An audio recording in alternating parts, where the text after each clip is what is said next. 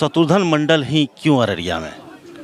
शत्रुघ्न मंडल इसलिए कि जनता पर शत्रुघ्न मंडल को विश्वास है और जनता को शत्रुघ्न मंडल पर विश्वास है, इसलिए अररिया में शत्रुघ्न मंडल। क्या रोड में बदलाव का आप रखे हुए हैं? हम जनता से डायरेक्ट संवाद चाहते हैं, चाहे वो छात्र हो, किसान हो, वकील हो, मजदूर हो, या फिर जो है विद्यार्थी हो, या फिर जो व्यापारी हैं, उनसे डायरेक्ट कांटेक्ट और डायरेक्ट संवाद होना चाहिए। उनसे संवाद करने के बाद ही आपको यह समझ में आएगा कि बदलाव कहाँ करना है, परिवर्तन के लिए हमें करना क्या है। और यहाँ नेता तो मिलते ही नहीं है किसी से, उनका समझना है कि हमने रोड बना दिया। आप उस क्षेत्र में चुनाव लड़ने जा रहे हैं जहां सालाना प्रत्येक व्यक्ति आय मात्र 52,000 रुपये है। जी जी, मालूम है, उस क्षेत्र में हम चुनाव लड़ रहे हैं, लेकिन यहाँ की जनता काफ़ी सशक्त है, वह इंसाफ पसंद है, वह परेशान हो चुका है। जो स्थिति परिस्थिति जो बना हुआ है उससे आघात है जनता, चूँकि जनता के सवालों को कोई सदन पर रखने के लिए तैयार नहीं। सबको अपनी टिकट की पड़ी है और टिकट के लिए चापलूसों की भांति ये पार्टी वो पार्टी करते रहते हैं। इसलिए हमें कोई दिक्कत नहीं दिखाई दे रही है, चाहे 52,000 हो या आमदनी कम है, तो उसके लिए हम लोग सरकार के पास अपने रोड मैप को रखेंगे कैसे। एक बहुत बड़ी विकराल समस्या बाढ़ की है। हर साल वो विभीषिका आती है और किसी साल तो बहुत ज़्यादा ही आता है। उसके लिए दोषी कौन? उसके लिए हमारे जनप्रतिनिधि दोषी हैं। सरकार के पास सारा चीज़ है। जब सरकार कोसी में बांध बना सकती है, कई बड़े बड़े नहर बनाए जा सकते हैं, तो क्या नदियों की कनेक्टिविटी या गाद का प्रबंधन नहीं हो सकता? हमने देखा है बाढ़ की विभीषिका को, जो हालात है। सरकार के पास रोड मैप है, लेकिन उसको अमल में या उसको अमली जामा पहनाना, ये काम तो जनप्रतिनिधि का है।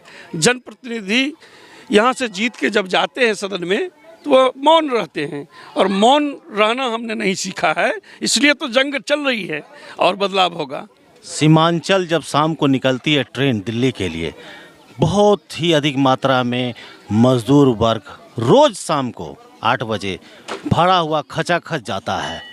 ये पलायन कैसे रोकेंगे आप?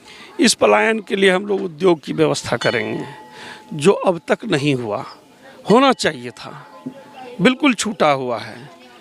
और जो राजनीति में जो जनप्रतिनिधि आते हैं, वो इस दिशा में कोई कदम नहीं उठाया। आज तक सदन में हमने किसी को बोलते हुए उद्योग पर नहीं देखा। यहाँ तक कि कृषि को उद्योग का या उद्योग के रूप में कृषि को लाना, इस व्यवस्था को सदन में रखना होगा, और वो व्यवस्था अब तक किसी ने नहीं किया।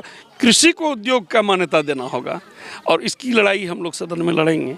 विपक्षी कह रहे हैं आपके कि आपको उन्हें हराने के लिए लाया गया है।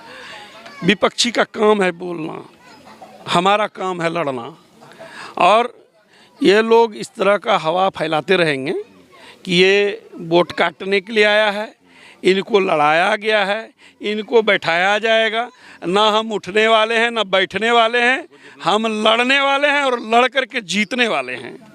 विपक्षी कहते रहे, उससे कोई फर्क नहीं पड़ता है। जनता सबको जानती है, ये तो जनता है, सब जानती है। ठीक, ये पब्लिक है, सब जानती है। जी, ये पब्लिक है। चलिए, शुभकामनाएं। अगर आप जीत के आते हैं तो पहली ऐसी इच्छा जो आप करना चाहते हो जनता के लिए अररिया ज़िला के अंदर? जनता के लिए यहाँ हम सबसे पहले चाहेंगे कि शिक्षा में व्यवस्था, गुणवत्ता की व्यवस्था हो, और उसके लिए हम सबसे पहले पूरे सीमांचल के शिक्षकों और विद्यार्थियों के साथ हम मीटिंग करेंगे। मीटिंग करके उनमें दिक्कत क्या है, उस दिक्कत को सबसे पहले दूर करेंगे। इसके बाद स्वास्थ्य को हम देखेंगे। इसके बाद बाढ़ के लिए और मजदूरों का जो पलायन है वो क्यों नहीं रुक रहा है, उसके लिए उद्योग चाहिए। तीसरा नंबर पर उद्योग की व्यवस्था हम लोग करेंगे। व्यवस्था है, जब तक हमारी सही शिक्षा हमें नहीं मिलेगी, सही दिशा नहीं मिलेगा, कुव्यवस्था हो जाएगी। अच्छा और भला बुरा इस दोनों को फ़र्क करने के लिए तो हमें जानना होगा, और जानने के लिए शिक्षा जरूरी है। शिक्षा को सबसे पहली प्राथमिकता हम देंगे। प्रोसेसिंग यूनिट मक्के की मांग उठती रही है, जो पूरा नहीं हुआ है, क्योंकि मकई का क्षेत्र है, किसानों को उचित मूल्य मिलेगा, मजदूरों को काम मिलेगा और छोटे छोटे कई ऐसे उद्योग खुलेंगे। इस पर क्या विचार है आपका? देखिए, भारत जो हमारा देश है, उसमें से हम समझते हैं कि सीमांचल ऐसा इलाका है जहाँ सर्वाधिक मक्का की खेती होती है, और मक्का यहाँ से दूसरे देश में जाता है, लेकिन यहाँ यूनिट नहीं लगा, आज तक नहीं लगा, लोग बोलते रहे। लेकिन मेरा मानना है कि हम 1 साल के भीतर मक्के के लिए फूड प्रोसेसिंग यूनिट की व्यवस्था करेंगे। 1 साल के अंदर, जीतने के बाद 1 साल के अंदर।